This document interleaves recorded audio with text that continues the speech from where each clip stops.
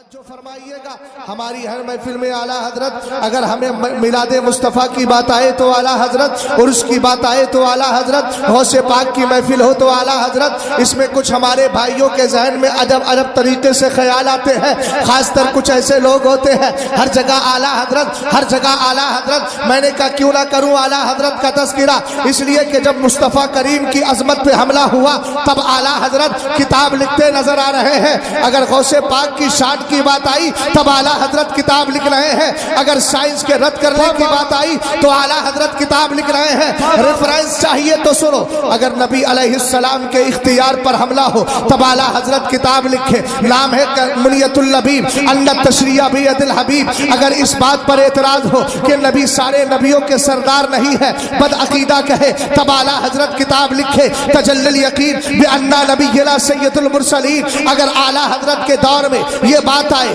کہ غوث اعظم ولیوں کے سردار نہیں، تب اعلیٰ حضرت کتاب لکھے ترد الافائی الہمہ حادم غفار رفائی۔ اگر اعلیٰ حضرت کے دور میں ہمارے بزرگان دین کے مزارات پر فاتحہ پڑھنے کو ناجائز قرار دیا جائے، تب اعلیٰ حضرت کتاب لکھے الحجۃ الفائحہ لطیب التعین والفاتحہ۔ اگر میرے بچوں کو جو سائنس پڑھتے ہیں ان کے ذہن و دماغ کو بگاڑا جائے اور یہ کہا جائے کہ سائنس کے مطابق یہ زمین گھومتی ہے، تب اعلیٰ حضرت کتاب لکھے فوز مبین رد حرکت زمین۔ اعلیٰ حضرت کتاب لکھے نزول آیات فرقان بے سکون زمین و آسمان۔ اعلیٰ حضرت کتاب لکھے فوز مبین، اور یہ کتاب لکھ کر یہ نظریہ بتا دے نہ آسمان گھومتا ہے نہ زمین گھومتی ہے، بلکہ آسمان کے اندر جتنی چیزیں ہیں وہ سب گردش میں ہے۔ میں نے کہا اعلیٰ حضرت کا تذکرہ کیوں نہ کروں؟ اگر تمہارے گھر میں انتقال ہو جائے تم تیجا کرو، 40واں کرو، اسی طریقے سے برسی کرو، وہابی بدعقیدہ اعتراض کرے تب اعلیٰ حضرت کتاب لکھتے چلے جائے الحجۃ الفائحہ۔ اگر اعلیٰ حضرت کے دور میں اس بات پر حملہ ہو کہ ان ولیوں کی قبروں کو کہا جائے یہ مٹی کے ڈھیر ہے، حضرت شاہ بلخی کے عرس میں آنے والوں پیغام لے کر کے جاؤ، وہابی نے چھوڑا کس کو ہے؟ غوث کی قبر کو مٹی کا ڈھیر کہے، خواجہ کی قبر کو مٹی کا ڈھیر کہے، شاہ بلخی کی قبر کو مٹی کا ڈھیر کہے۔ اب ایسی صورت میں اعتراض ہو، ہم تو اپنے کاموں میں لگے ہیں، بنارس کا آدمی ساڑی بننے میں لگا ہے، ساڑی بنانے میں لگا تھا، اس وقت بھی زمانے قدیم سے کام ہو رہا ہے۔ اعلیٰ حضرت کے دور میں کوئی اپنا کاروبار کر رہا ہے، کوئی گھر بار چلا رہا ہے، مگر امام احمد رضا خان بریلی کی سرزمین پر بیٹھ کر قلم سے کتاب لکھ کر وہابیوں سے تمہارے عقیدے کی حفاظت کر کے وہابیوں کے سامنے کہتا ہے جو حضرت حسان نے کہا تھا لسانی صارم لا عیب فیہ، لسانی صارم لا عیب فیہ۔ فرمایا تھا اے مصطفیٰ کے گستاخو، حسان کی زبان نہیں ہے، کاٹنے والی تلوار ہے۔ تب اعلیٰ حضرت کہنے لگے مصطفیٰ کے دشمنوں سے کل کے رضا ہے خنجر خوخار برقبار، آدھا سے کہہ دو خیر منائے نشر کرے۔ بڑی آسانی سے اعتراض کر دیتے ہر جگہ اعلیٰ حضرت۔ میں نے کہا تیرے دادا نے 1400 کتابیں لکھی ہو تو کل سے تیرے دادا کا نام لوں گا، نہیں ملتا تجھے کوئی۔ اگر کتابیں لکھی ہیں تو تاج الشریعہ کے دادا نے لکھی ہے، اور جس موقع پر جو کام آتا ہے اسی کا تذکرہ کیا جاتا ہے۔ اللہ نے ہر ولی کو الگ الگ خوبی عطا فرمائی ہے۔ آپ دیکھیے اگر آپ کو غریب پروری اور غریب نوازی سیکھنا ہے تو بلے چلے جائیے شہنشاہ اجمیر کی بارگاہ میں، اگر آپ کو اپنی روحانیت کو سنوارنا ہے، آسیبی خلل کو دور کرنا ہے تو چلے جائیے کچھوچا مقدسہ سرکار مخدوم اشرف جہانگیر سمنانی کی بارگاہ میں، اگر آپ کو صبر سیکھنا ہے تو چلے جائیے صابر پاک کلیری کی بارگاہ میں، اگر آپ کو نظام سیکھنا ہے تو خواجہ نظام الدین اولیاء کی بارگاہ میں چلے جائے، اور اگر آپ کو اور بھی بہت ساری تصوف میں مہارت حاصل کرنا ہے چلے جائیے بلگرام شریف، انشاءاللہ الرحمن آپ کو سبع سنابل شریف جیسی کتاب مل جائے گی۔ لیکن اگر آپ کو سرکار علیہ السلام کی ذات پر ہونے والے حملوں سے نمٹنا ہے اور مصطفیٰ کریم علیہ السلام کے دشمنوں کے سامنے ایک ننگی تلوار بن کر کے کھڑے ہونا ہے تو اس وقت ضرورت پڑے گی امام احمد رضا خان فاضل بریلوی رضی اللہ تعالیٰ عنہ کی۔ اور آئیے میں جغرافیائی اعتبار سے تو اب بات نہیں کرتا، لیکن میں حساب کے اعتبار سے بات کر رہا ہوں۔ اگر آپ کا دماغ کام کر رہا ہے تو توجہ فرمائیے گا، ایک کام کرنے والا 24 گھنٹے میں 12 گھنٹے کام کرتا ہے، اس کے علاوہ گپ شپ کرتا ہے، اس کے علاوہ اپنے کاموں میں لگا رہتا ہے، مگر وارے امام احمد رضا خان تیری ذات بڑی پیاری ہے، 24 گھنٹے میں 2 گھنٹہ جو سوتا ہو اس کو اعلیٰ حضرت فاضل بریلوی کہا جاتا ہے. جو امام احمد رضا خان 22 گھنٹے دین و سنیت کے لیے لگا رہتا ہو اور جس کا کہنا یہ ہے کہ میں نے اپنی زندگی کا ایک لمحہ بھی اپنے لیے نہیں جیا ہے, اگر جیا ہے تو مصطفیٰ کے دین کے لیے گزارا.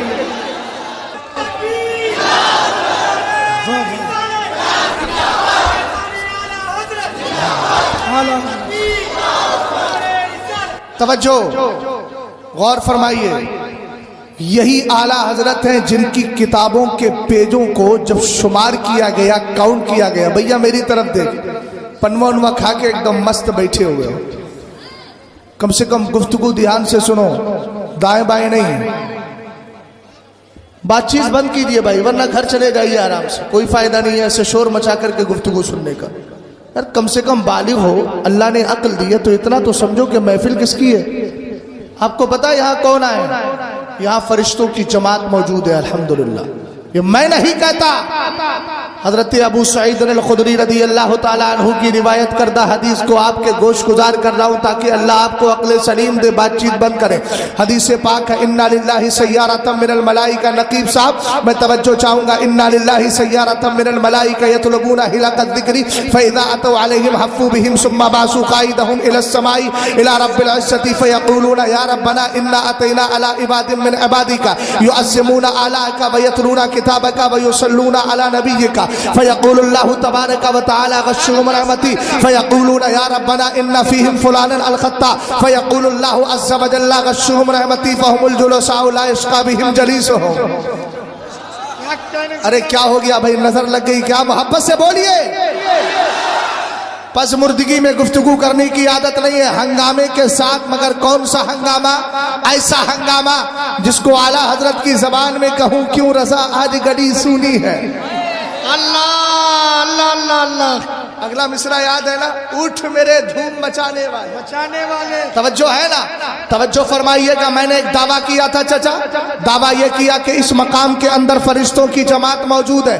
میرے نبی علیہ السلام فرماتے اللہ کے فرشتوں کی ایک جماعت ہے جس کی ذمہ داری ہے کبھی ادھر ہے کبھی ادھر ہے, کبھی لوہتا ہے کبھی ادھر, کبھی بنارس کینٹ کے اندر چلی گئی, کبھی بریلی میں ہے تو کبھی رامپور میں ہے, کبھی مراد آباد میں ہے, کبھی آپ کے گوپی گنج میں ہے تو کبھی بنارس میں.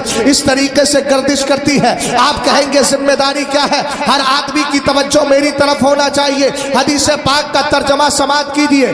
رسول کریم علیہ السلام فرماتے ہیں ان کی ذمہ داری ہے چکر لگانا, گھومنا. یہ کیا کرتی ہے گھوم کے؟ یہ تلاش نہیں کرتی کھانا کہاں بن رہا ہے, یہ نہیں دیکھتی کہ لوگ کہاں بیٹھے ہیں, یہ نہیں دیکھتی کہ لوگ کیا کر رہے ہیں. اس کی ذمہ داری یطلبون حلق الذکر, یہ تلاش کرتی ہے اللہ اور اس کے رسول کے ذکر کی محفلیں کہاں سجی ہوئی ہیں.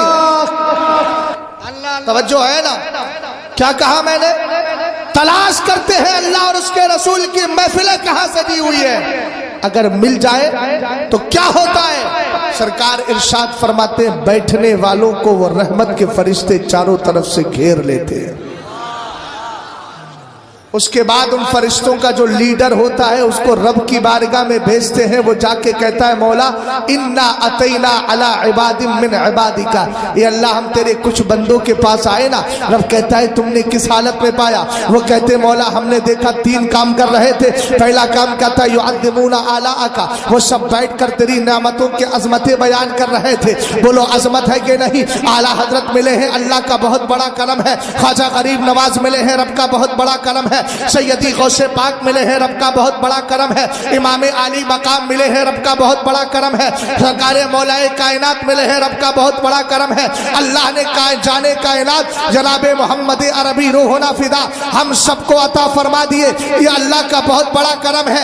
ارے میاں ولیوں کی شان رب خود بیان کرتا ہے, اِنَّ اولیائی من عبادی الذین یذکرون بذکری یذکرون بذکری وَأُذْکَرْ بذکرہم. رب فرماتا ہے میرے ولی ان بندوں میں سے ہے جن کا ذکر میرے ذکر کے ساتھ کیا جاتا ہے اور میرا ذکر ان کے ساتھ کیا جاتا ہے.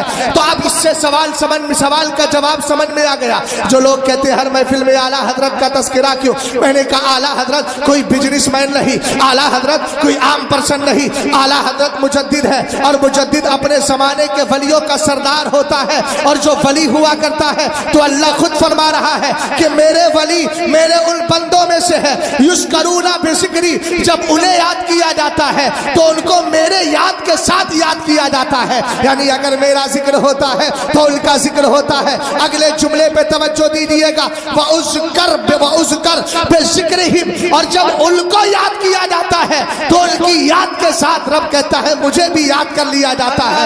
پتہ چلا کہ اعلیٰ حضرت کا ذکر اللہ کے ذکر سے الگ نہیں ہے، اس لیے کہ ہم اعلیٰ حضرت کو بزنس مین ہونے کی حیثیت سے نہیں، دنیا دار ہونے کی حیثیت سے نہیں، بلکہ مصطفیٰ کے وفادار ہونے کی حیثیت سے مانتے ہیں۔ نعرہ تکبیر، ذرا ہاتھ اٹھا کے جواب دیں، نعرہ تکبیر، نعرہ رسالت، عشق محبت، عشق محبت، فیضان سرکار بلخی۔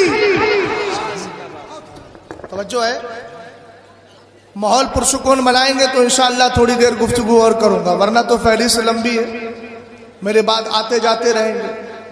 بات چیت بالکل نہ کریں، اور اگر بات چیت کرنے کا زیادہ ذوق ہے تو 2 منٹ کا انٹرویل کر دیتا ہوں۔ آپ پہلے دل سے بات کر لیجئے، پھر آپ کی طبیعت کرے تو سن لیجئے۔ کیا خیال ہے؟ لگ رہا آپ کو آواز آ رہی ہے نا؟ یہی محفلیں ہیں، اوپر کون بول رہا ہے؟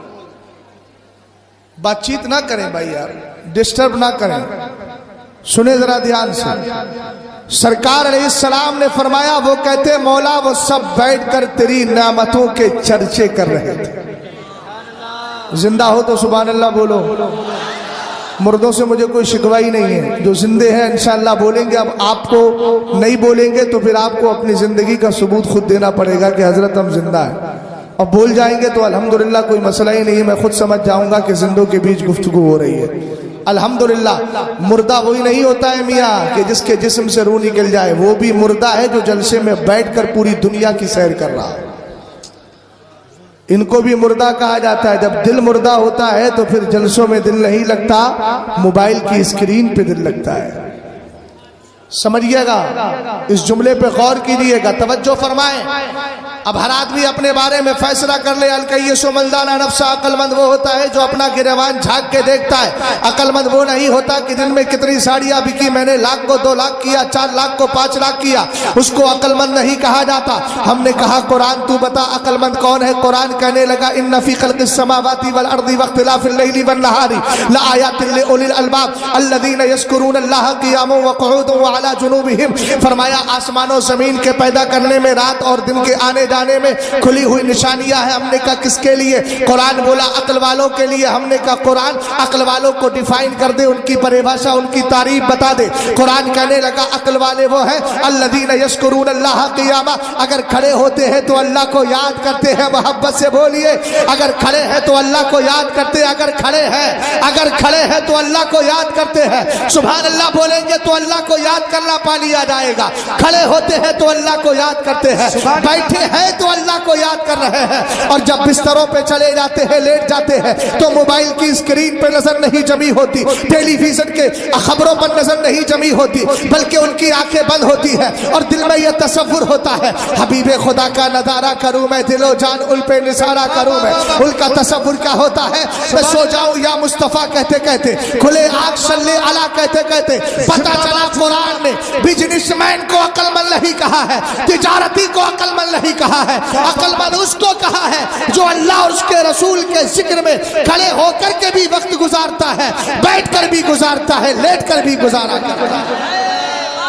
سرکار نے ارشاد فرمایا وہ بیٹھ کر، فرشتہ کہتا ہے مولا وہ سب بیٹھ کر تیری نعمتوں کے چرچے کر رہے ہیں۔ کتنی باتیں ہیں؟ 3۔ پہلی بات کیا؟ جلدی بولو، کیا کر رہے ہیں؟ چرچے کر رہے ہیں۔ وَيَتْلُونَ كِتَابَكَ، اور وہ سب بیٹھ کر تیرے مقدس قرآن کی تلاوت کر رہے ہیں۔ سمجھ گئے آپ؟ اب آپ کہیں گے سب تو نہیں کر رہے ہیں، میں نے کہا میں قرآن پڑھ رہا ہوں، اب قرآن سن رہے ہیں۔ الحمدللہ رب العالمین، دونوں کو ثواب مل رہا ہے۔ تیسری چیز وَيُصَلُّونَ عَلَى نَبِيِّكَ، سرکار ارشاد فرماتے وہ فرشتہ جا کر کہتا ہے مولا وہ سب بیٹھ کر تیرے نبی پر درود پڑھ رہے ہیں۔ حاجی صاحب توجہ ہے، کیا کر رہے ہیں؟ درود پڑھ رہے ہیں۔ کتنے کام ہیں؟ جلدی بولیے کتنے کام ہیں؟ جو اصل تھا وہ سب چھوڑ دیا ہم نے، اور جس میں نہیں گھسنا چاہیے تھا اس میں گھس گئے۔ عرش بلخی سے پیغام لے کر کے جائیے گا، وہ فرشتے جا کر کہتے ہیں مولا وہ سب بیٹھ کر تیری نعمتوں کے چرچے کر رہے ہیں، اب چرچوں کے لیے کوئی جلسہ سجانا ضروری نہیں، آپ اپنے گھر میں جائیے، اللہ کا شکر ادا کیجیے، یہ بھی چرچا کرنا ہو گیا۔ آپ اپنے گھر میں جائیے، کھولا پکڑیے اللہ کا مقدس قرآن لے کے بیٹھ جائیے، قرآن پاک کی تلاوت بھی ہو گئی، تسبیح اٹھائیے، مدینے والے پر درود و سلام پڑھتے جائیے، ذرا محبت سے بولے سبحان اللہ۔ کیا پڑھتے جائے درود پاک؟ اس لیے کہ جو درود کی عادت بنا لیتا ہے، مدینے کے تاجدار فرماتے ہیں من صلی علیہ صلاۃ الواحدہ صلی اللہ علیہ عشرہ ومن صلی علیہ عشرہ صلی اللہ علیہ مئہ ومن صلی علیہ مئہ كتب اللہ له بین عینیہ براءۃ من النفاق وبراءۃ من النار واسکنہ اللہ تبارک و تعالی یوم القیامت مع الشہداء۔ اے میرے سنی بھائی ذرا پیغام لے کر کے ڈالا، یہ جو موبائلوں پر ہم نے نظریں جمع کر اپنی عادت کو خراب کر لیا ہے، چونکہ جو حکم ہوا تھا اسی کے مطابق گفتگو کر رہا ہوں، میں اپنے پلیٹ فارم سے ہٹا نہیں ہوں۔ الحمدللہ میں تو یہ چاہتا ہوں صرف ایک ہی لفظ پر گفتگو کروں، اگر لفظ ولی ہے تو ولی کی پوری حقیقت کو لے کر چلو، لیکن کیا کروں، مجھے بتایا جس طریقے سے مجھے کہا جاتا ہے اور جو حکم ہوتا ہے اصلاح معاشرہ کے لیے مجھے حکم ہوا تھا، اس لیے میں ساری چیزوں کو شامل کرتا ہوا اپنی گفتگو کو آگے بڑھا رہا ہوں۔ اور آپ جانتے ہیں ڈاکٹر وہی ہوتا ہے جو مریض کے کہنے پر اس کا علاج نہیں کرتا، بلکہ مریض کی طبیعت کو دیکھ کر اس کے اعتبار سے علاج کیا کرتا ہے۔ میں ان ساری چیزوں کو ہندوستان بھر میں محسوس کر رہا ہوں۔ آج ذکر سے ہماری عادتیں دور ہو گئی ہے، آج قرآن کی تلاوت سے ہماری توجہ ہٹ گئی ہے۔ توجہ فرمائیے گا، اپنی زبان پر مدینے والے کا ذکر رکھیے، اور کیسے رکھیے؟ اگر آپ اپنے کارخانے میں کام کر رہے ہیں کام بے شک کیجیے، لیکن زبان سے پڑھتے جائیے اللہ رب محمد صلی اللہ علیہ وسلم لہل عباد محمد صلی اللہ علیہ وسلم، اور نماز پنجگانہ بھی پڑھے، فرائض و واجبات کے بعد سرکار کی بارگاہ میں درود پڑھے۔ اور درود پڑھنے والوں کے لیے کمال کیا ہے؟ سرکار فرماتے اگر ایک بار درود پڑھو گے اللہ تم پر 10 بار درود بھیجے گا، اور اگر 10 بار پڑھو گے اللہ تم پر 100 بار بھیجے گا، اور اگر 100 بار پڑھنے کی عادت بنا لی ہے 3 انعام ملیں گے۔ کتنے؟ فرمایا قیامت کے دن جب یہ بندہ آئے گا نا، یا بندی آئے گی، اس کی دونوں آنکھوں کے بیچ لکھ دیا جائے گا براءۃ من النفاق، آنے والا غدار نہیں مصطفیٰ کا وفادار آ رہا ہے۔ پہلا انعام کیا ہے؟ لکھ دیا جائے گا۔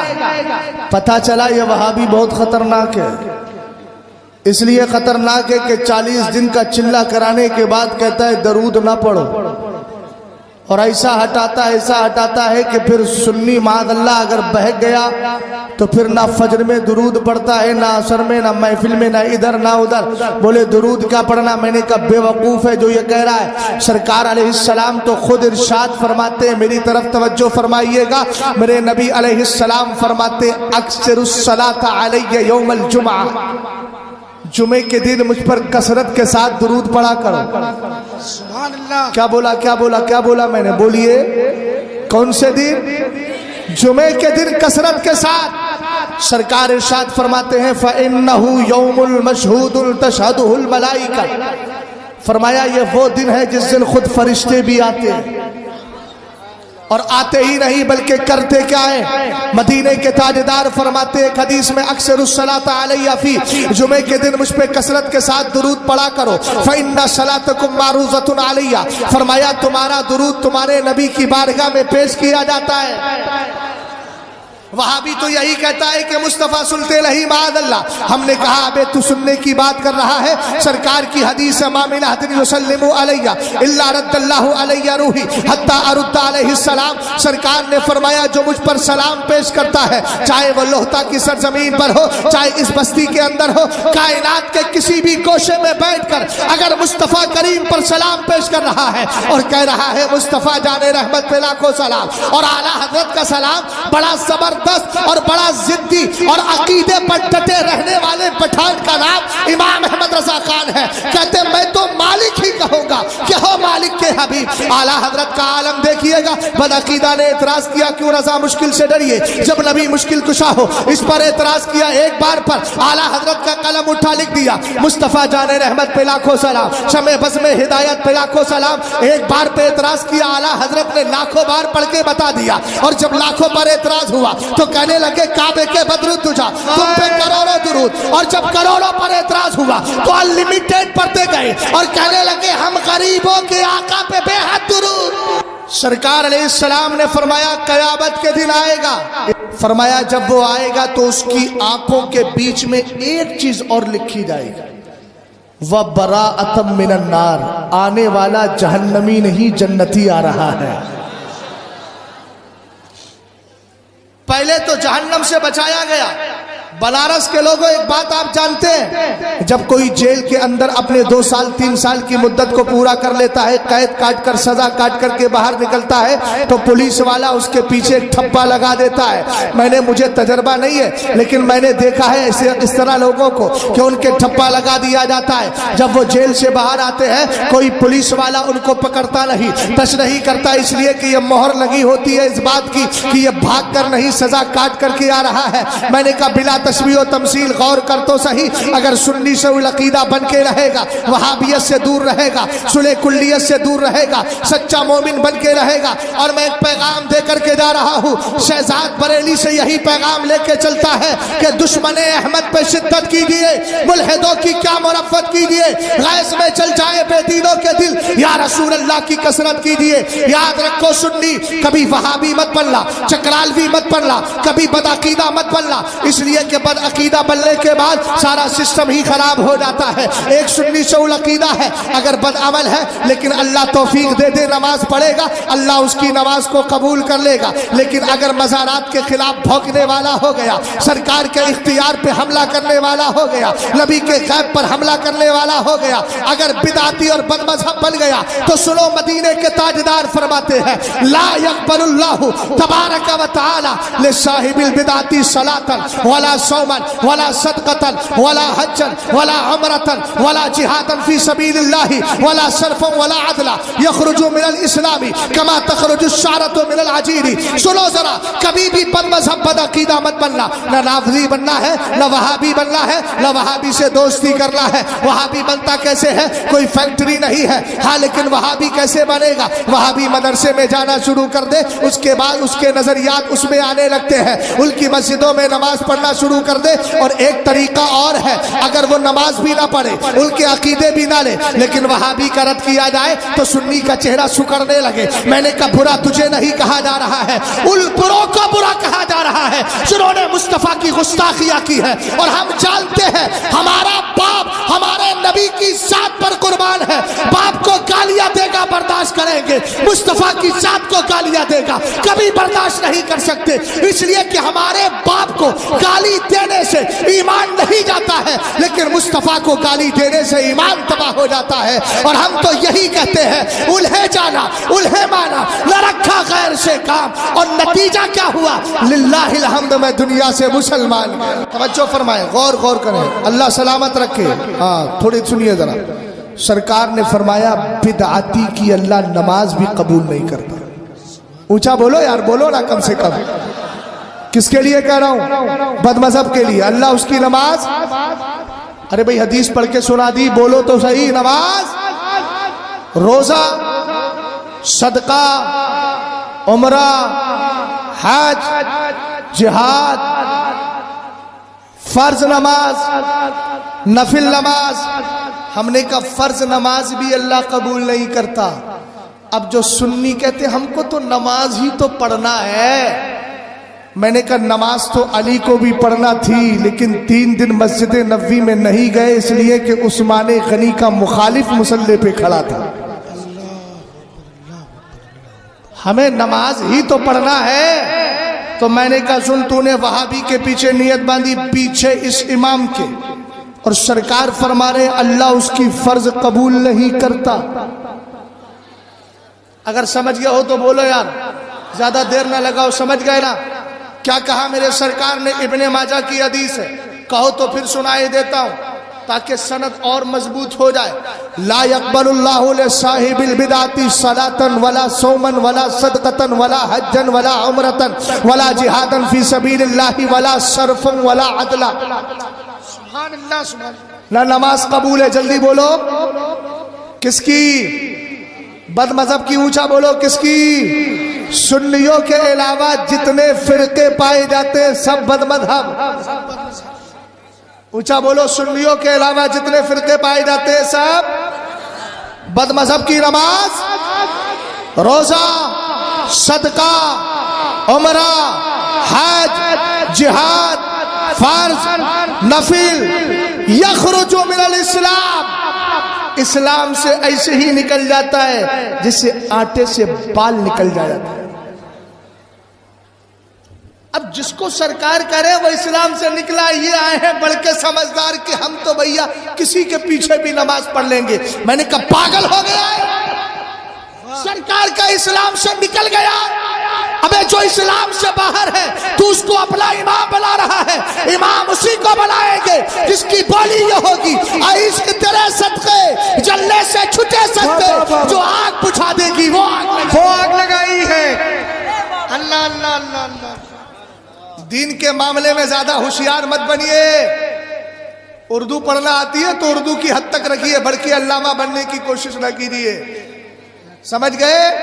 جس کا جو کام ہوتا ہے وہی۔ اگر مجھ سے کہو کہ آپ ساڑی کا تانا بانا لگائیے تو ظاہر سی بات ہے میں جیسا چاہوں گا ویسی کر دوں گا۔ اب ایک آدمی دن بھر ساڑی کا کام کرتا، رات کو فتویٰ دیتا ہے، بولے کسی کے پیچھے بھی نماز پڑھ لو، نماز پڑھنا ہے۔ میں نے کہا دین سیکھا ہے تو نے؟ یہ کہاں سے نکال کے لایا؟ حضرت علی کے دور میں بلوائی تھے، بلوائی 3 دن مسجد نبوی شریف پر حملہ ہوا تھا، پتا ہے نا؟ حضرت عثمان غنی کے قاتلوں نے 3 دن آنے کے بعد مسجد نبوی پہ قبضہ کر لیا تھا، اور 3 دن تک مسجد نبوی کے اندر بلوائیوں کا، بلوائی کن کو کہا جاتا ہے؟ جنہوں نے حضرت عثمان غنی کو شہید کیا تھا، ان کا قبضہ ہو گیا۔ 1 دن گزرا، 2 دن گزرے، 3 دن گزرے۔ اب میں آپ سے پوچھنا چاہتا ہوں، سرکار کی حدیث آپ کو پتا ہے، اگر کوئی مسجد حرام مکہ شریف میں نماز پڑھتا ہے 1 لاکھ بار ثواب، نماز پڑھنے کا ثواب ملتا ہے۔ بولو کتنے کا ملتا ہے؟ مسجد حرام میں 1 لاکھ کا ملتا ہے، اور سرکار کی مسجد نبوی میں 50,000 کا۔ اور حضرت علی نے کتنے دن نماز نہیں پڑھی؟ لگاؤ ذرا کاؤنٹ کرو، 3 دن کے لیے کتنے ہو گئے؟ 5 وقتہ نماز تھی نا؟ ارے 5 نمازیں ہیں تو 3 دن میں کتنی نمازیں ہوئی؟ 15، اور 1 نماز کا ثواب 50,000، کتنے ہو گئے؟ بولیے 7.5 کیا 7.5 لاکھ ہے؟ کوئی آپ میں سے اتنا سمجھدار جو کھڑے ہو کر کہے علی 7.5 لاکھ نمازوں کا نقصان آپ نے کر لیا؟ ہم نے کہا کوئی نہیں کہہ سکتا۔ علی نے 3 دن اپنے گھر میں نماز پڑھی، سرکار کی بنی ہوئی مسجد، ہاتھ سے بنی ہوئی مسجد میں 3 دن نماز پڑھنے نہیں گئے، اور علی نے گھر میں نماز پڑھ کے، رقیب صاحب جملہ دے رہا ہوں ضائع نہ ہو جائے، حضرت علی نے 3 دن گھر میں نماز پڑھ کے ہمیں بتا دیا مسجد بعد میں دیکھنا، مصلی بعد میں دیکھنا، پہلے مصلی پہ کھڑے ہونے والے امام کو دیکھ لینا۔ ابھی میں کچھ چہرے دیکھ رہا ہوں بڑے سوکھے ہوئے ہیں، یا تو اپنے لیے فیصلہ کریں کہ ہم اہل سنت سے باہر ہیں، اور اگر سنی ہے تو چہروں پہ مسکراہٹ لائیے۔ مجھے سوکھے ہوئے چہرے پسند نہیں، بدعقیدہ کا رد کروں تو آپ کے چہرے پہ مسکراہٹ ہو، اس لیے کہ نبی کے دشمنوں سے دشمنی رکھنا ہی ایمان کی پہچان ہے۔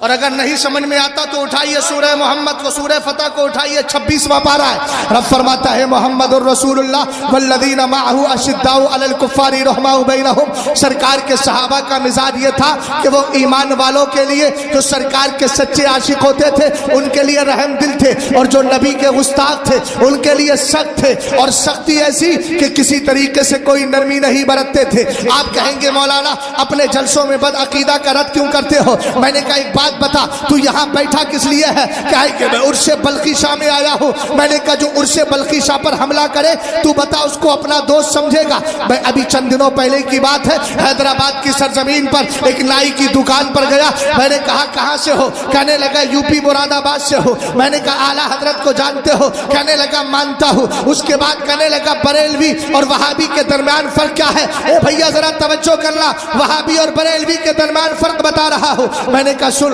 وہ اپنے حساب سے کام کر رہا ہے, بال کاٹ رہا ہے, اور میں الحمدللہ اس کو تبلیغ کر رہا ہوں. میں نے کہا جو سرکار کو زندہ مانتا ہے وہ بریلوی ہے, جو سرکار کو مردہ مانے وہ وہابی ہے, جو سرکار کو پاورفل نبی مانے وہ بریلوی ہے, جو سرکار کو بے اختیار مانے وہ وہابی ہے, جو سرکار کو عالم غیب مانے وہ سنی بریلوی ہے, اور جو سرکار سے کہے معاذ اللہ ان کو پیٹ کے پیچھے کا علم نہیں وہ کون ہے, وہ غیر وہ وہابی ہے. میں نے کہا یہ فرق ہے, جو سرکار کو آج بھی قبر میں زندہ مانتا ہے وہ بریلوی ہے, اور جس کی بولی یہ ہے تو زندہ ہے واللہ, تو زندہ ہے واللہ, میرے چشم عالم سے چھپ جانے والے.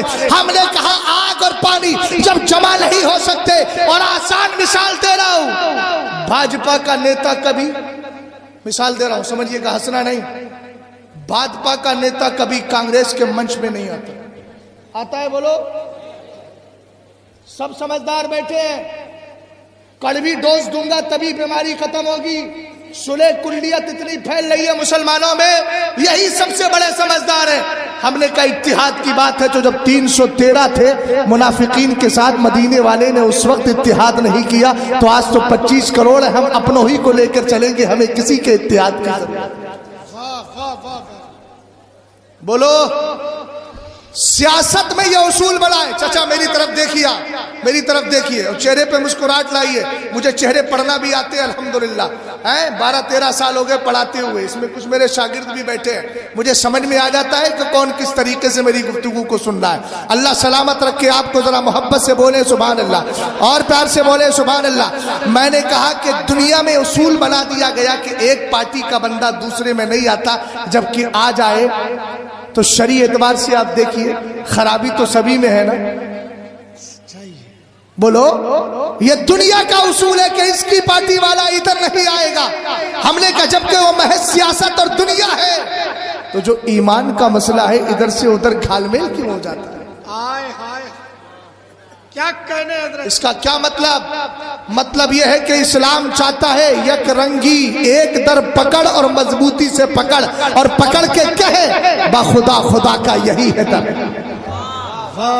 نہیں اور کوئی مفر مکر. جو وہاں پہ ہو یہیں آ کے ہو, جو یہاں نہیں تو وہاں نہیں. عرش بلخی شاہ رحمت اللہ تعالیٰ علیہ میں آئے ہو, الحمدللہ رب العالمین. ہم عرش اس نیت سے مناتے ہیں کہ اللہ کے جتنے ولی ہیں سب اپنی قبروں کے اندر زندہ ہیں, اور الحمدللہ ہماری مدد فرمایا کرتے ہیں. یہ مدد ہی کی بات آ گئی, اور اللہ نے ان کو طاقت اور پاور دی ہے, اگر چاہے تو مردوں کو بھی زندہ کر سکتے ہیں. بولو یقین ہے کہ نہیں؟ اگر ہے تو کم سے کم اظہار عقیدت تو کیجیے. الحمدللہ ہمارا یقین ہے سیدی غوث پاک نے مردوں کو زندہ کیا. سرکار تاج الشریعہ نور اللہ مرقدہ نے ملاوی کی سرزمین پر جنید کی بیٹی کو زندہ کر کے دکھایا. آپ نہیں جانتے, کون نہیں جانتا, ولیوں کو اللہ نے یہ طاقت دی ہے. لیکن میری قوم کا یہی نوجوان ہے جو مرزا انجینئر جیسے بدبودار کو سنتا ہے, جس کی ایک کلپ کے اندر یہ کہا گیا کہ دیکھو غوث اعظم نے مردوں کو زندہ کیا. یہ بریلوی پاگل ہو گئے ہیں اور کہتے ہیں کہ مردوں کو زندہ کیا. ہم نے کہا کہ پھر کیا ہے؟ بولے کوئی مرنے کے بعد دوبارہ زندہ ہوتا ہی نہیں ہے.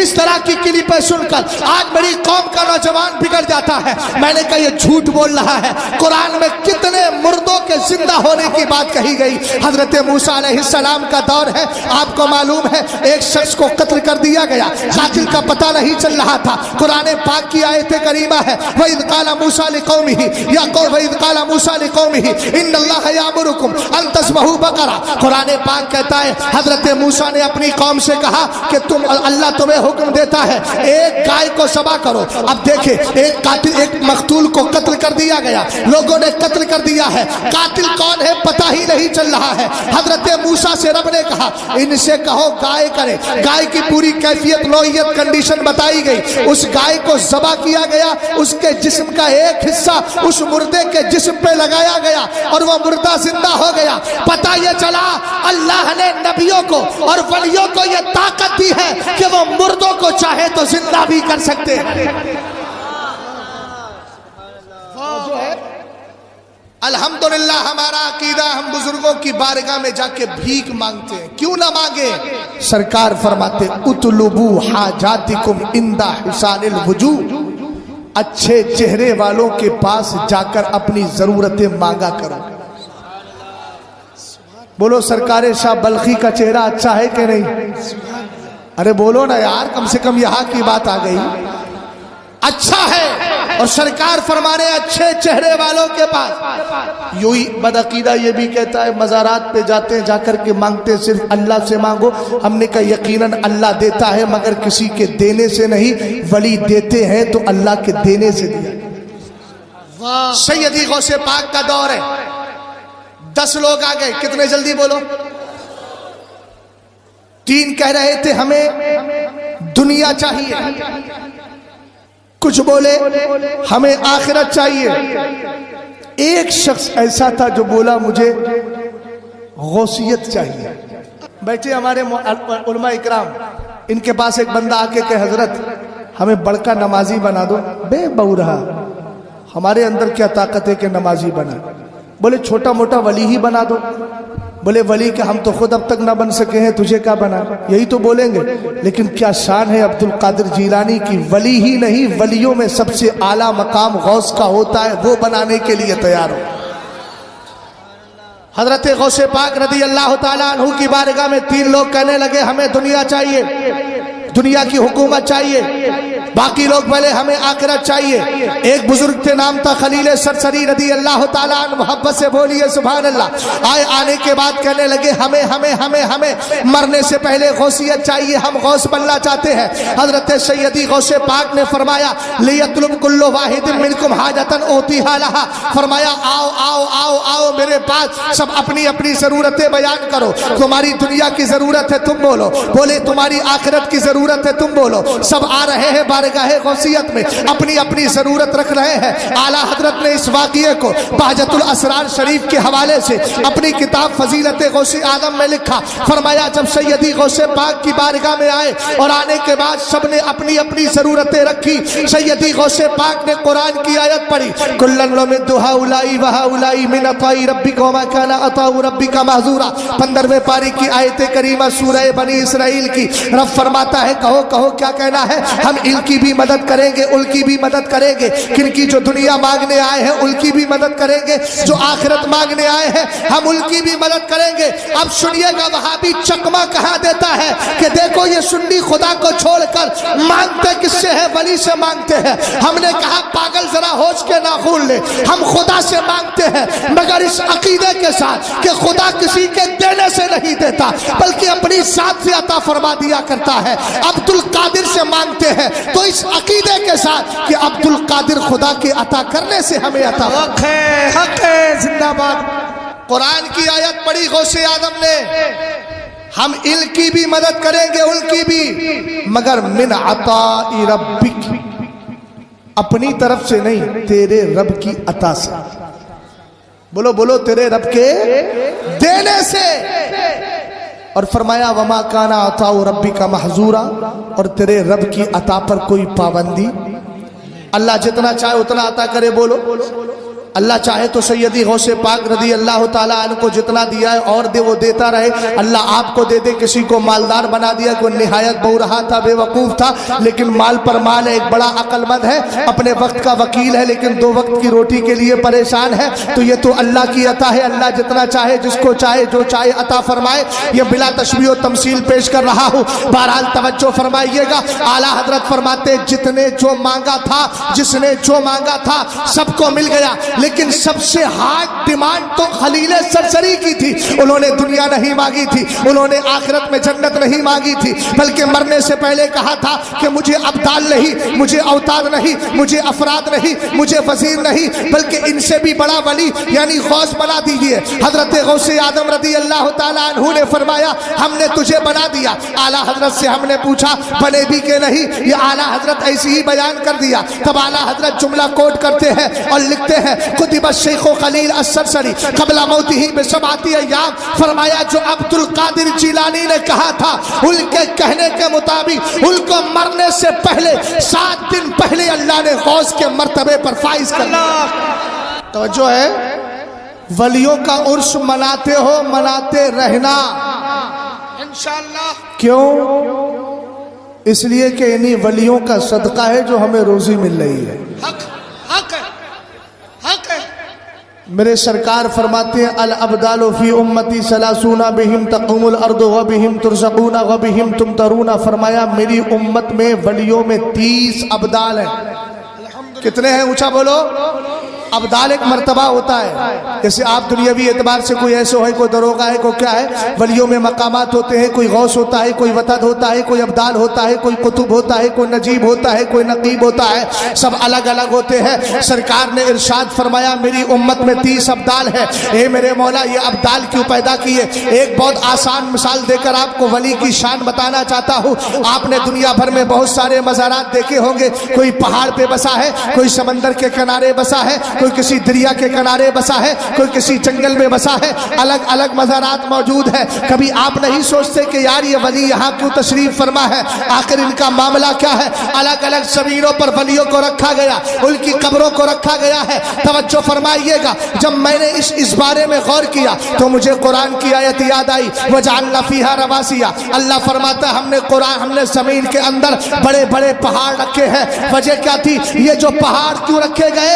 असल में जमीन पानी के ऊपर है। आप जानते हैं, कभी घर जाइएगा, कटोरे में पानी लीजिएगा, उसमें एक तिनका डालिएगा, फिर कटोरे को हिलाए तो पानी हिलेगा तो तिनका भी हिलेगा। इस जमीन की हैसियत पानी के सामने वही थी। अल्लाह ताला ने क्या किया? उन पहाड़ों को वहां डाल दिया। इस तरीके से जमीन रुक गई। पहाड़ों की वजह से पहाड़ों की बड़ी बड़ी मेखें लगा दी गई, पर जमीन रुक जाती है। अब जुमला मेरा सुनिएगा, जाए मत करना। अल्लाह रब्बुल इज्जत ने जब जमीन को रुकाना हुआ तो पहाड़ों को रख दिया है, और जब हमारी जमीन को तबाही से बचाना हुआ तो अलग अलग वलियों के मज़ारों को रख दिया गया। अल्लाह अल्लाह अल्लाह अल्लाह अल्लाह। क्या आला हजरत ने इसीलिए कहा, वाह, वाह, वाह, वाह। तेरा खाए तेरे गुलामों से उलझे। वाह। खाते भी गौसे आजम का है, खाते भी गौसे आजम का, खाते भी ख्वाजा मुईनुद्दीन चिश्ती का है, क्या कहने हजरत। और उसके बाद उलझते भी इन्हीं से है। तेरा खाए तेरे गुलामों से उलझे है मुनकिर अजब खाने गुर्रा। तवज्जो है। एक वली की शान बता दूं, कितना बड़ा मकाम होता है वली का। सुनने सुस्त पड़ गए। सारी दुनिया को नींद आ गई, उनका दीवाना बेदार है। आप ही फैसला कीजिए, कौन जन्नत का हकदार। समझ गए? अपनी भी आएंगे तो आग लगाएंगे, समझ लेना। अगर अपनी भी आ गए ना तो इधर भी आग लगाएंगे, इधर भी लगाएंगे। घबराइएगा नहीं। कौन सी आग लगाएंगे? ऐ इश्क तेरे सदके जलने से छुटे सस्ते, जो आग बुझा देगी वो आग लगाएंगे। वाह वाह वाह। कौन सी आग लगाना है? अल्लाह सलामत रखे। वली का मकाम बता दूं, वली की शान शाह बल्खी के ताल्लुक से मुझे सवाने मालूम नहीं, हो सकता है आपके पास भी सवाने ना हो, है? नहीं है। बहरहाल इसलिए मैं एक जनरल बात बता रहा हूं, एक वली का मकाम क्या होता है, बातचीत नहीं, सवाल कर रहा हूं, जवाब होश के साथ देना। वली अफजल है कि काबा? और कोई जवाब? वली अफजल है कि काबा? जो चाहो वो जवाब दे दो, एक्सेप्ट कर लेंगे, बाकी इस्लाम कर देंगे। वली अफजल है कि काबा?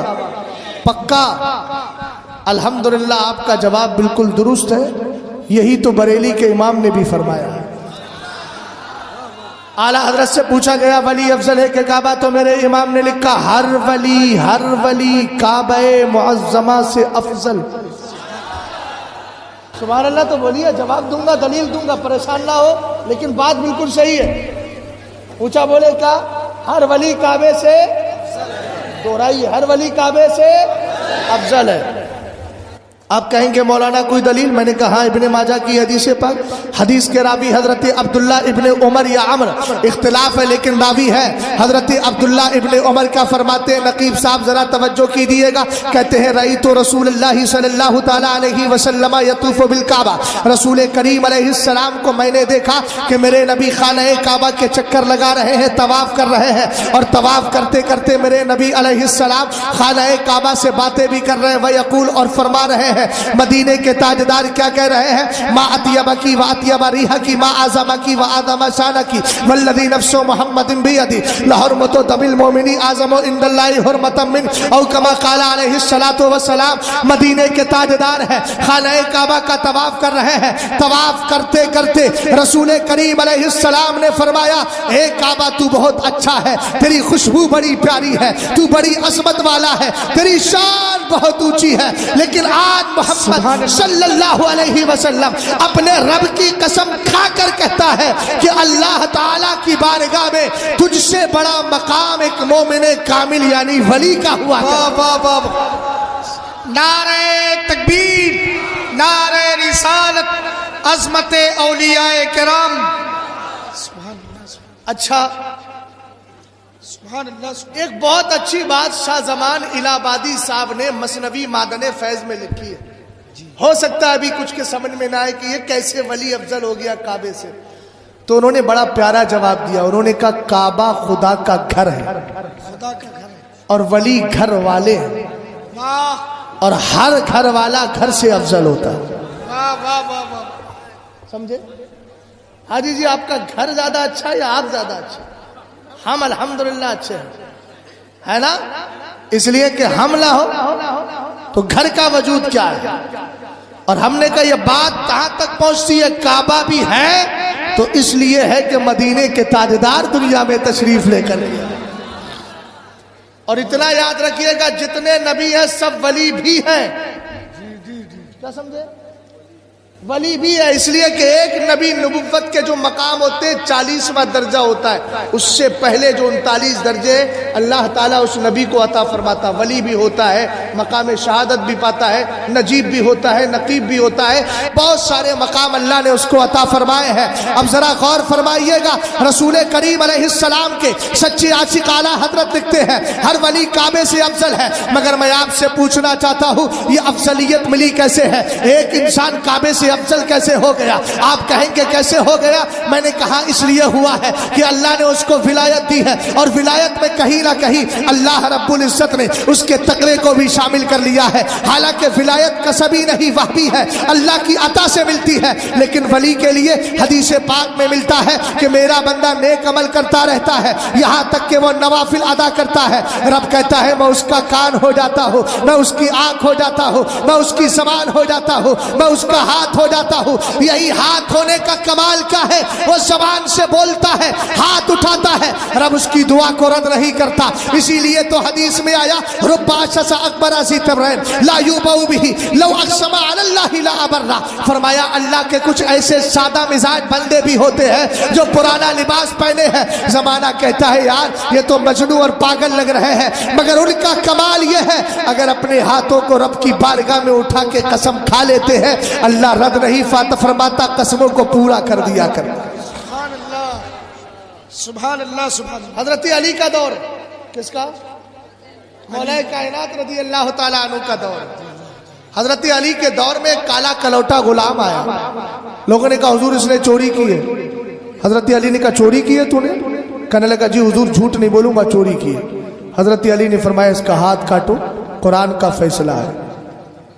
کٹا ہوا ہاتھ لے کر کے وہ جا رہا تھا، خون ٹپک رہا تھا۔ توجہ کرنا، ولی کی بارگاہ کتنی پاکیزہ ہوتی ہے۔ میں تو ولی نہیں، ولی کر قاسم ولایت، شہنشاہ ولایت، مولا کائنات کی بات کر رہا ہوں۔ کٹا ہوا ہاتھ لے کر علی کی بارگاہ سے راستے میں جا رہا تھا، حضرت سلمان فارسی سے ملاقات ہو گئی اور ابن کرا سے ملاقات ہوئی۔ انہوں نے پوچھا کس نے کاٹا تیرا ہاتھ؟ بھائی سیدھا سا جواب دیتا کیا جواب دیتا؟ سیدھا سا جواب دیتا، میرا ہاتھ علی نے کاٹ دیا ہے، لیکن یہ نہیں بولا۔ کہنے لگا یا امیر المومنین یا سب المسلمین ختن الرسول زوج البتول، کہا پوچھنا چاہتے ہو میرا ہاتھ کس نے کاٹا ہے؟ میرا ہاتھ ایمان والوں کے امیر نے کاٹا ہے، مسلمانوں کے بادشاہ نے کاٹا ہے، مصطفیٰ کریم کے داماد نے کاٹا ہے، فاطمہ الزہرا کے شوہر نے کاٹا ہے۔ علی نام نہیں لیا۔ میں نے کہا ایک جملہ ایک نصیحت کر جاؤ، اگر آپ توجہ اجازت فرمائیں، اجازت دے تو کروں۔ حضرت علی رضی اللہ تعالی عنہ کی جب 4 تعریفیں کی تو سلمان فارسی ابن قرا نے پوچھا علی نے تیرا ہاتھ کاٹ دیا تو علی کی تعریف پر تعریف کر رہا ہے؟ اس نے جواب دیا تھا کہ علی نے مجھے دنیا میں سزا دے کے غلط نہیں کیا، دنیا کی سزا دے کے جہنم کی آگ سے بچا لیا ہے۔ اگر یہ جملہ سمجھ گئے تو شہزاد کی پچھلی گفتگو کو ذہن میں لاؤ۔ میں وہابی کے رد میں اس لیے بول رہا ہوں تاکہ سنی بچ کے رہے، اور اسی لیے نشتر جو لگاتا ہے وہ دشمن نہیں ہوتا۔ میں سمجھانا چاہ رہا ہوں تاکہ ان دشمنوں سے بچ کے رہو گے تو ایمان قبر میں لے کر کے جاؤ گے، اور یہی کہتے جاؤ گے لحد میں عشق رخ کا داغ لے کے چلے، اندھیری رات سنی تھی چراغ لے کے چلے، وہ چراغ عشق رسول کا ہے۔ حضرت علی کی تعریف پر تعریف کی۔ سلمان فارسی دوڑے دوڑے علی کی بارگاہ میں گئے اور جا کر کے کہا علی تمہاری بڑی تعریف کر رہا ہے، تم نے تو اس کا ہاتھ کاٹ دیا ہے۔ حضرت علی کی رحمت جوش میں آتی ہے، فرمایا غلام کو بلا کر لاؤ۔ جیسے ہی لایا گیا پنجہ آپ کے پاس رکھا تھا، آپ نے اس کے ہاتھ سے پنجہ ملایا اور ملانے کے بعد کپڑا ڈال دیا۔ اب رب کی بارگاہ میں دعا کر رہے ہیں، الفاظ تو محفوظ نہیں ہے لیکن گویا زبان حال سے کہہ رہے تھے اے میرے مولا میں نے اس کا ہاتھ کاٹ دیا ہے، ہاتھ کاٹا ہے، یہ شریعت کا تقاضا تھا، یہ میری تعریف کر رہا ہے، یہ محبت کا تقاضا ہے۔ مولا شریعت کا تقاضا پورا ہو گیا، ہاتھ کٹ گیا ہے، اب محبت کا تقاضا باقی ہے۔ علی دعا کر ہی رہے تھے، غیب سے آواز آتی ہے علی کپڑا ہٹاؤ تو صحیح۔ ایسے ہی کپڑا ہٹایا، کیا دیکھتے ہاتھ کٹا ہوا نہیں ہے، ہاتھ جڑ گیا ہے، اس لیے کہ زبان تو علی کی ہے لیکن بولنے کی طاقت خدا کی تھی۔ اللہ رب العزت نے ہاتھ کو جوڑ دیا ہے۔ پتہ یہ چلا ولی کی بارگاہ سے جڑو تو صحیح، شریعت کا تقاضا بھی پورا کر دیا جائے گا، محبت کا تقاضا بھی پورا۔ ماشاءاللہ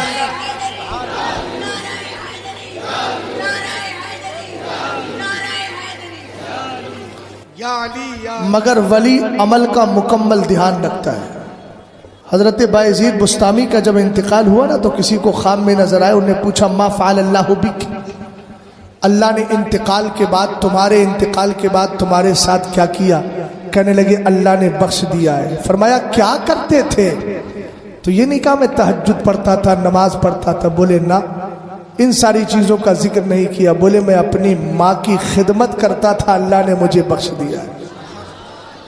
اعلیٰ حضرت رضی اللہ تعالیٰ عنہ کی ذات کو لے کر علمی اعتبار سے گفتگو سنی ہوگی، لیکن میں عمل کی بات بھی بتا دوں، اعلیٰ حضرت اپنی ماں سے کتنی محبت کرتے تھے اس واقعے سے آپ اندازہ لگائیے گا۔ اعلیٰ حضرت کے بیٹے جن کا ابھی عرس ہوا ہے مولانا حامد رضا خان، جن کا لقب ہے حجت الاسلام، یہ چھوٹے تھے، اعلیٰ حضرت ان کو پڑھاتے تھے۔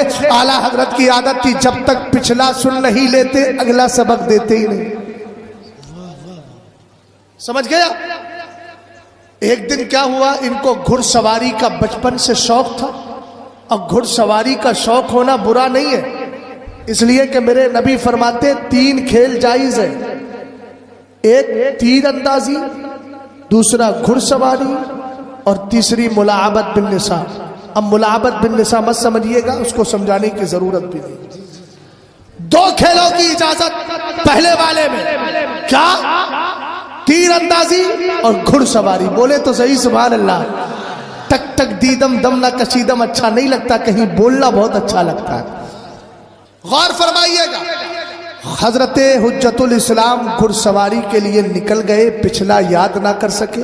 اعلیٰ حضرت نے کہا پہلے پچھلا سناؤ تب اگلا سنیں گے۔ پچھلا یاد نہیں تھا حجت الاسلام کو، اس وقت مولانا حامد رضا خان حامد رضا کے نام سے مشہور تھے۔ اعلیٰ حضرت رضی اللہ تعالی عنہ نے غصے میں آ کر بیٹا ہونے کے ناطے ادب سکھانے کے لیے ایک تھپڑ مار دیا۔ جیسے ہی حجت الاسلام کے تھپڑ مارا आला हजरत की वालिदा अपने पोते से बड़ा मोहब्बत किया करती थी, बड़ी मोहब्बत करती थी। देखा मेरे बेटे ने मेरे पोते को मार दिया है, फौरन जलाल में आई और आने के बाद आला हजरत अपने वक्त का मुहद्दिस भी है, अपने वक्त का मुहक्किक भी है, जबरदस्त फकीह भी है, आशिक मुस्तफा भी है, लेकिन इश्क रसूल ही ने माँ का अदब सिखाया था ना। आला हजरत की वालिदा करीब आती है और आने के बाद आला हजरत के एक थप्पड़ लगा दे। शादीशुदा है, यहां तो 18 साल का हुआ, बाप की जबान डरती है कहीं मेरा बेटा मेरी बेइज्जती ना कर दे। तूने क्या माहौल बना के रखा है घर के अंदर? तू बेटा है कि जालिम है कि तेरे खौफ की वजह से माँ बाप थर्रा रहे हैं। अगर हमने कुछ बोला तो बेटा हमें जवाब दे देगा, हमारी इज्जत उतार देगा। लेकिन देख आला हजरत के मसलक का नारा लगाता है, अगर मसलक के आला हजरत बोलता है तो माँ और बाप का अदब और इहतराम का पैगाम लेकर के जा। इसलिए कि अल्लामा अरशदुल कादरी फरमाते हैं वो जलसा बांध है जहां से दीन का कोई पैगाम न मिलता हो, ये पैगाम लेकर के जाइएगा। और तवज्जो फरमाए, आला हजरत इमाम अहले सुन्नत की वालिदा आई, आपने चलाल नहीं किया बल्कि इमाम अहले सुन्नत की के वाक़िए को जिन्होंने लिखा है मौलाना इब्राहिम खुश्तर साहब अलैहि रहमान ने जहाने हुज्जतुल इस्लाम के अंदर, उसके उन अल्फाज की तर्जमानी मैं कर रहा हूं। जैसे ही आला हजरत की वालिदा ने थप्पड़ मारा, आला हजरत के एक हाथ लगाया और थप्पड़ मारा, इमाम अहले सुन्नत ने अपनी सुभान अल्लाह तो बोलो यार, आला हजरत ने पीठ को झुका लिया और झुकाकर कहने लगे अम्मी जान इतना मारिए कि आपका गुस्सा खत्म हो जाए। आला हजरत की वालिदा जलाल में थी, एक हाथ और पीठ पर मार दिया। उसके बाद माँ की मोहब्बत देखिएगा। इमाम अहले सुन्नत आला हजरत की वालिदा उसके बाद जब भी इस वाक़ये को बयान करती थी आंखों में आंसू ले आती और कहती मौला इतने पाकीज़ा मुतियो फरमा बरदार बेटे को मारने से पहले मेरे हाथ टूट क्यों नहीं गए? माँ बाप के सामने इस तरह बात करो जैसे कटघरे में खड़े होकर कोई मुजरिम जज के सामने बात करता है। ऊंची आवाज में बात करने वालों, हजरत अबू इस्हाक अस्फराइनी अपने वक्त का बहुत बड़ा नाम है। फजर की नमाज पढ़ के बैठे थे, एक नौजवान आके कहने लगा हुजूर राइतुल बारी हता अन्ना लहयतका मुरस्सातुन बिल जवाहिरी वल यवाकीत, हुजूर रात मैंने आपकी दाढ़ी में हीरे जवाहिरात लगे हुए देखे हैं। आज के दौर का कोई मुसलमान होता का तो बड़े प्यार से कहता लगता है सोना चांदी आने वाला है, लेकिन मैंने कहा नहीं नहीं। हजरत अबू इस्हाक अस्फराइनी के सामने जब उसने आके अपना ख्वाब बयान किया कि मैंने आपकी दाढ़ी में हीरे जवाहिरात देखे हैं, तो आप बड़े प्यार से कहने लगे कद सदकता तू सच बोल रहा है। कहने लगे हुजूर मामला क्या है, जरा माँ का वकार समझिएगा। कहा कि मामला यह है मसातो लहयती कबला मसातो लहयती ताता कदम उम्मी कबला अन्निमतु वहादा मिन ज़ाका। फरमाया जब मैं रात को आया था मेरी अम्मी जान ने पैरों को फैला लिया था, मेरी माँ सो रही थी, मैंने करीब में आकर अपने माँ के कदमों को चूम लिया है। हम जैसे गुलाम आ जाए, हाथ चूमने वालों कभी बाप के हाथ भी चूम लिया करो, पीरों के कदमों पे गिरने वालों कभी माँ के कदमों को भी चूम लिया करो। अल्लाह ने बड़े मुकद्दस कदम रखे हैं माँ के। रसूल करीम अलैहिस्सलाम का सच्चा आशिक अबू इस्हाक अस्फराइनी फरमाते हैं रात को जब मैं सोने गया ना तो मैंने माँ के कदमों को फैला हुआ देखा, मैंने जाके माँ के कदमों को चूम लिया। कहा यह कुछ और नहीं है, ये दाढ़ी में हीरे जवाहिरात जो देख रहा है ये रात माँ के कदमों को चूमने की बरकत अल्लाह मुझे अता फरमाए। नारे तकबीर, नारे रिसालत, अज़मते वालिदैन, मसलके आला हजरत, तालीमाते आला हजरत, इश्क मोहब्बत, अल्लामा मुफ्ती शहजाद आलम साहब किबला। सुभान अल्लाह। बस एक पैगाम और सुन लीजिए जिसकी तरफ लोगों की तवज्जो दिन ब दिन घटती जा रही है, चूंकि हर आदमी सोच रहा है कि मैं मालदार हो जाऊं जी। और ये मेरे सरकार की नजर है। मेरे सरकार ने बहुत पहले फरमाया था, मुस्लिम शरीफ की हदीस है, वल्लाहि मा अखाफु अलैकुम अन ततनाफसु फीहा वलाकिन अखाफु अलैकुम वल्लाहि मा अखाफु अलैकुम अन तुशरिकू बादी वलाकिन अखाफु अलैकुम अन ततनाफसु फीहा। फरमाया मुझे इस बात का डर नहीं है कि अब तुम मेरे बाद कलमा पढ़ने के बाद दोबारा बुत परस्ती की तरफ चले जाओगे, लेकिन मुझे इसका डर है कि तुम दुनिया के अंदर घुस जाओगे। कोई दुनिया में यहाँ तक, कोई दुनिया में यहाँ तक, कोई दुनिया में यहाँ तक, कोई दुनिया के अंदर पूरी डुबकी लगा रहा है, दीन की कोई फिक्र ही नहीं। اس مال نے ہماری بچیوں کو تباہ کیا ہے جی کالجوں میں بڑے بڑے کالجوں میں بیٹیوں کو پڑھانے والوں بڑے بڑے موبائل دے کر اپنی بچیوں کی زندگی کو تباہ کرانے کا سارا سامان مہیا کرنے والوں اگر بڑا موبائل دیا ہے تو کم سے کم بچی پہ نظر بھی رکھو اگر انٹر کالج ہائی اسکول وغیرہ کرا رہے ہو اور عصری تعلیم دے رہے ہو تو آپ کی توجہ یہ ہونا چاہیے کہ میری بیٹی کسی غیر کے ساتھ دوستی تو نہیں کر رہی ہے میری بیٹی کسی کے ساتھ تعلقات تو قائم نہیں کرتی ہے میری بیٹی رات کی تنہائی میں کسی سے بات تو نہیں کرتی ہے آپ کو پتا ہے ابھی چند دنوں پہلے کی بات ہے کہ جب فتنہ ارتداد عروج پر تھا اس وقت بھیونڈی کی سرزمین پر ایک مسلم لڑکی نے کلمہ اسلام کو چھوڑ کر معاذ اللہ کفر و التحاد کی زمین پر قدم رکھا اور مرتد ہو گئی معاذ اللہ بولیے معاذ اللہ اسلام کا دامن چھوڑا محلے کے کچھ لوگ پہنچے اور پہنچنے کے بعد کہنے لگے بیٹی تو نے اسلام کیوں چھوڑا ہے پلٹ کے اسلام کی طرف آ جا میں اس کے جملوں سے پوری طریقے میں اس کے جملوں سے الحمدللہ کوئی اتحاد نہیں رکھتا لیکن تمہارے ذہن و دماغ کو جھجوڑ کے جا رہا ہوں جو بڑے بڑے سیٹ اپنے بنارس کے اندر رہتے ہیں رات میں مرغ مسلم کھاتے ہیں ان کی یہاں ڈشوں کے اندر کبھی تو نہاری رکھی ہوتی ہے کبھی کچھ اور رکھا ہوتا ہے لیکن پڑوسی بھوکا سو رہا ہے محلے کے اندر بیوہ ہے کوئی توجہ نہیں ہے محلے کے اندر غریب عورت رہتی ہے اس کے بچوں پر توجہ نہیں اس بیٹی نے ایک ہی جملہ کہا تھا آج آئے ہیں اسلام کے ٹھیکیدار کل تک کہاں مر گئے تھے جب عید کے دن بھی میرے باپ کے مرنے کے بعد میرے گھر میں کھانا نہیں بنتا تھا آج کہہ رہے ہو اسلام کی طرف آ جاؤ اللہ اللہ اللہ حال یہ تھا تمہارا کہنے لگی حال یہ تھا کہ عید کے دن بھی میرے گھر میں فاقہ کشی ہوتی تھی میرے باپ کے انتقال کے بعد میری ماں نے مجھے جیسے تیسے پڑھایا کہ اس غیر مسلم لڑکے نے ہی میری جاب لگوائی ہے نوکری لگوائی ہے اس کی مدد سے میں تعلیم حاصل کر کے آج اتنی بڑی ہوں آج کہہ رہے ہوں میں اس کو چھوڑ دوں کچھ سمجھ میں آیا سب سے اس نے جملہ بولا اب مجھے دنیا کے سارے مسلمانوں سے نفرت ہو گئی ہے معاذ اللہ آخر یہ نوبت آئی کیوں جو بچیاں اسلام چھوڑ رہی ہیں ہمارے گھروں کے اندر شادیاں ہوتی ہیں بہت بڑے نواب ہیں نا 50,000 کا لباس بنائیں گے 25 کا دیں گے 5,000 کی بیوی کے لیے جوڑا 50,000 کا موبائل چلائیں گے دکھائیں گے دیکھو ہم بڑھ کے مالدار ہیں ہم نے اتنی مالداری حاصل کر لی ہے میں کہتا ہوں مزارات اولیاء پہ جائیے شریعت کا قانون یہ ہے ولی کے مزار پہ ایک چادر پڑی ہے جب تک پرانی نہ ہو جائے تب تک اس چادر کو نکال کے وہاں دوسری طرف نہ کیا جائے جب پرانی اور بوسیدہ ہو جائے یہ مفتیان اکرام بیٹھے یہ شاگرد ہے یا افتاء کر رہے ہیں مفتی ہے فتویٰ صحیح بتا رہا ہوں نا جب تک ایک چادر پرانی نہ ہو جائے تب تک دوسری نہ لائی جائے میں نے کہا پیارے ذرا غور تو کر مزارات پر ہزاروں کی چادریں چڑھانے والوں تمہارے محلے میں ایک بیوہ بھی رہتی ہے اس کی بچیاں بھی رہتی ہے کبھی 100-200 کی چادر اس کے سر پہ بھی ڈال دو اس لیے کہ غریب کے دل سے جو دعا نکلتی ہے اللہ اس کی بے شمار برکتیں عطا فرمایا کرتا ہے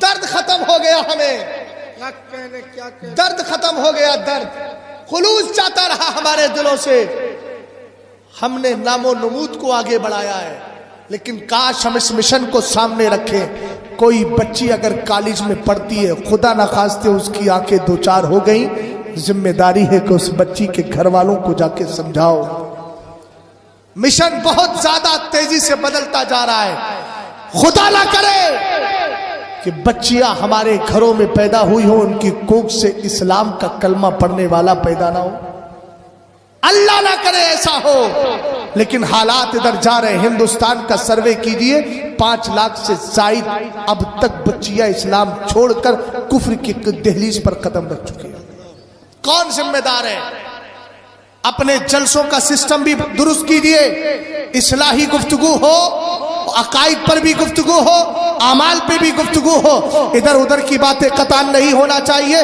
پیسہ خرچ کرتے ہو تو آج کے بعد یہ پیغام بنائیے مجھے اس کا شوق نہیں کہ بلائے نہ بلائے اللہ نے جہاں روزی رکھی ہے وہاں جاؤں گا لیکن ایک چیز آپ کو بتا کے جا رہا ہوں کمیٹی والوں اگلے سال سے جلسہ کراؤ اس میں اگر نام پڑے ہو تو نیچے عنوان اور ٹاپک بھی لکھا ہو کہ مولوی صاحب اس پر آپ کی تقریر ہونا ہے اگر 2 مولوی بلا رہے ہو 2 عالم بلا رہے ہو ایک سے کہو عقیدے پر بات بات کیجیے, دوسرے سے کہو اعمال پہ بات کیجیے. اصلاح معاشرہ کے نام پر جو صلح کلیت بھی اندر گھستی چلی جا رہی ہے, اس کو بھی نہیں آنے دینا ہے.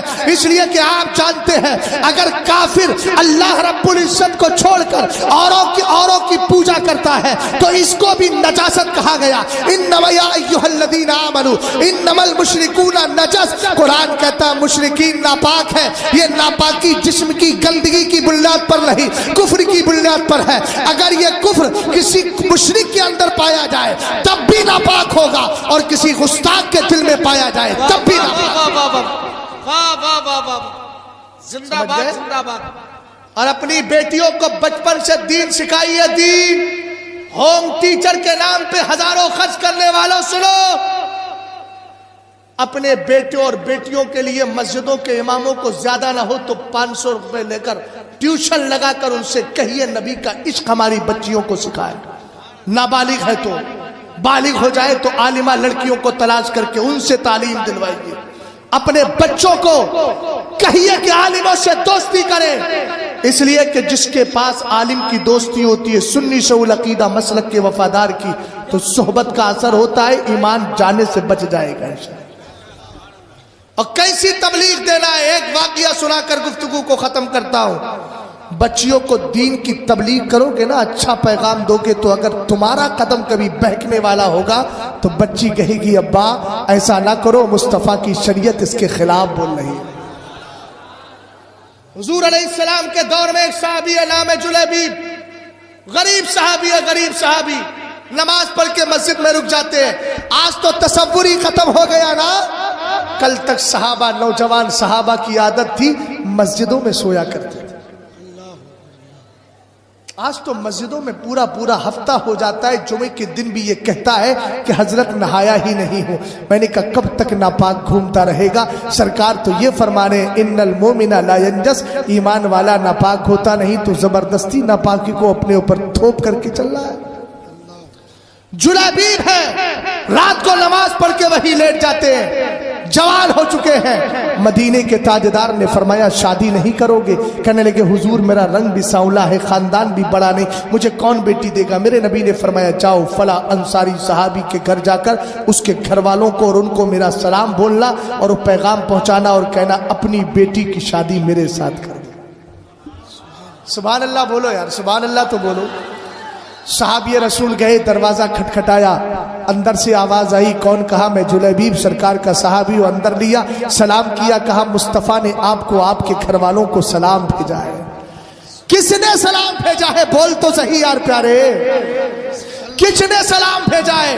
اس نبی نے سلام بھیجا ہے جس کے لیے حدیث میں ہے کہ ان ھذا ملک لم ينزل الارض قبل تلك الليله يستاذن ربه ان يسلم علي ويبشرني بان فاطمه نساء فاطمه سيده نساء اهل الجنه وان الحسن والحسين سيدا شباب اهل الجنه. میرے سرکار نے حضرت حذیفہ سے ایک دن فرمایا, حذیفہ یہ ایک فرشتہ ہے جو آج سے پہلے زمین پہ کبھی نہیں آیا, رب سے کہہ رہا ہے مولا مجھے اجازت دے دے, میں زمین پہ جا کے سب سے پہلے تیرے نبی کو سلام کروں گا.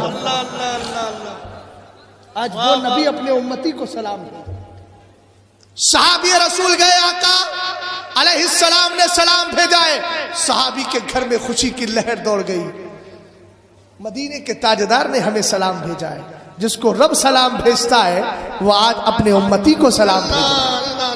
کہا میرے نبی نے پیغام بھی دیا ہے, اپنی بیٹی کی شادی میرے ساتھ کر دو.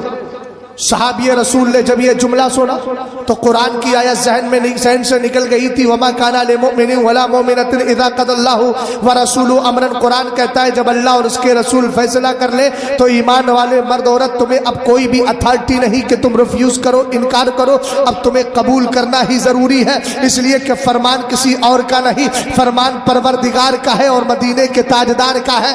اس لیے ان کے ڈیسیزن پر اپنا ڈیسیزن نہیں لانا, ان کے فیصلے پہ اپنا فیصلہ نہیں لانا. تھوڑی دیر کے لیے وقتی طور پر یہ قائد کریمہ صحابی کے ذہن سے نکلی ہوئی تھی. انہوں نے کیا کیا, کہا اپنی بیوی سے مشورہ کروں. اندر گئے اور جانے کے بعد دیکھو میں نے ایک جملہ بولا تھا, اگر بیٹیوں کو دین سکھاؤ گے نا دین الحمدللہ رب العالمین, تو پھر یہ بیٹیاں اپنے باپ کو سدھارتی نظر آئیں گی. اگر بھائی کا قدم بہکے گا تو اس کو شریعت کا مسئلہ بتاتی نظر آئے گی. اگر شوہر بہکے گا تو اپنے شوہر کو سدھارتی نظر آئے گی. دیکھو صحابی رسول کہا اپنے اندر جاتے ہیں, بیوی سے مشورہ لیتے ہیں.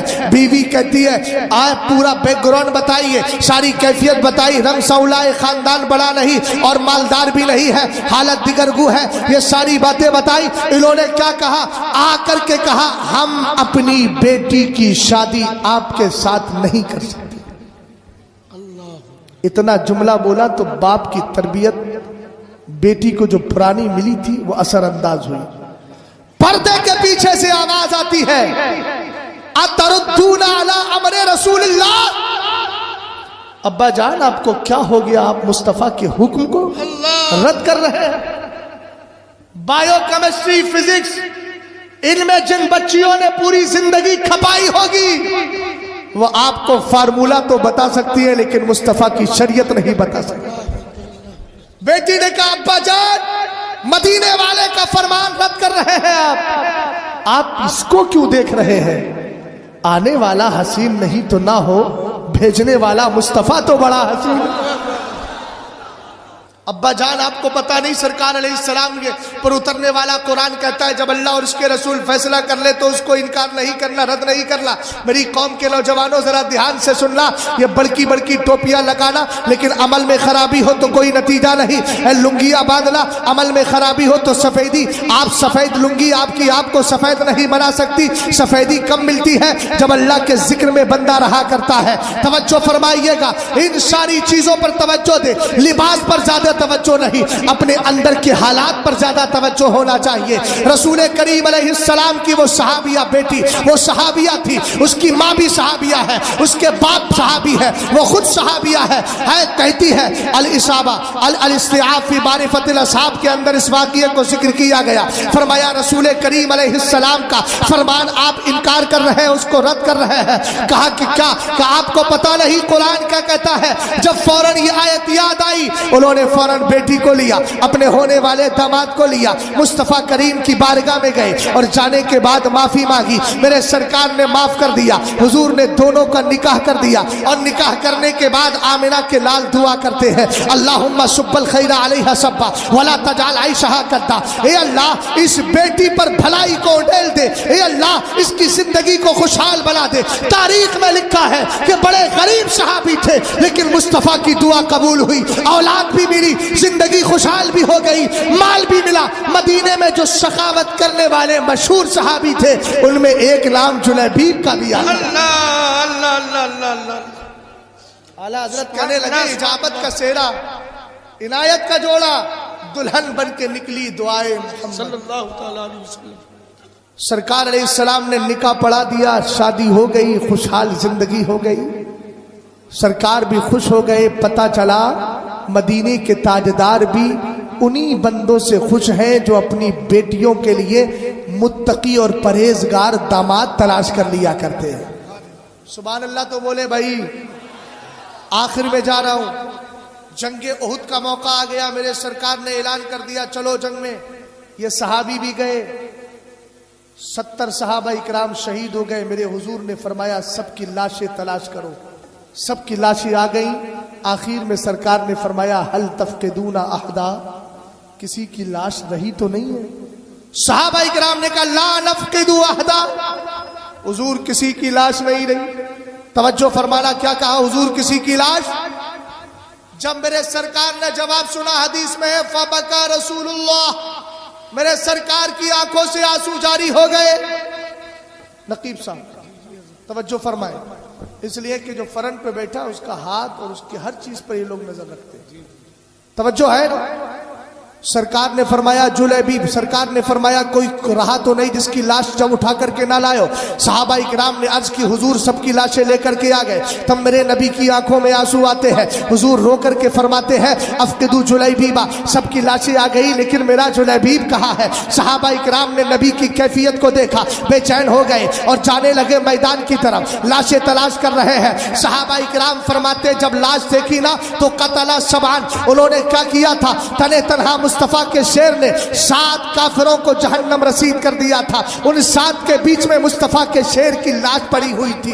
काफिरों ने 7 काफिरों को मारा था और अकेले बीच में पड़े हुए थे। तशरीफ फरमा थे, आपकी लाशें मुबारक वहां मौजूद थी। रसूल करीम की बारगाह में लाई गई।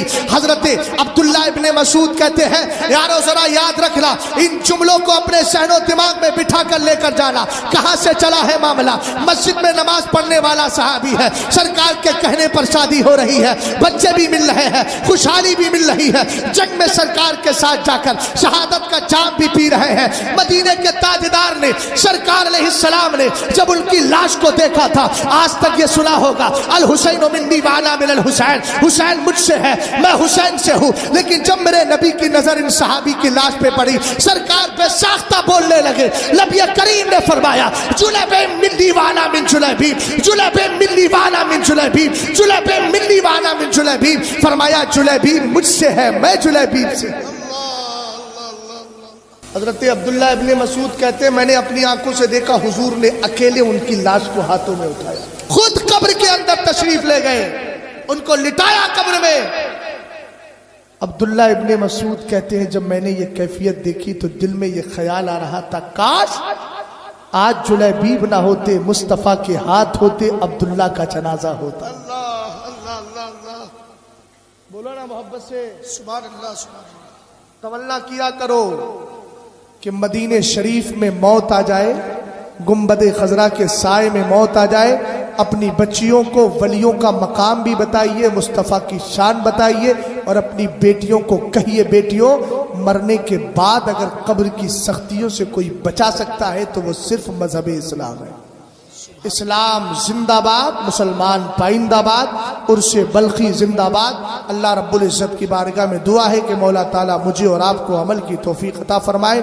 अस्तगफिरुल्लाह रब्बी मिन कुल्लि ज़ंबि व अतूबु इलैह। कलमा शरीफ पढ़िए ला इलाहा इल्लल्लाहु मुहम्मदुर रसूलुल्लाह सल्लल्लाहु ताला अलैहि वसल्लम। अल्लाह ताला आपको सलामत रखे। अस्तगफिरुल्लाह, अस्तगफिरुल्लाह। अस्सलामु अलैकुम।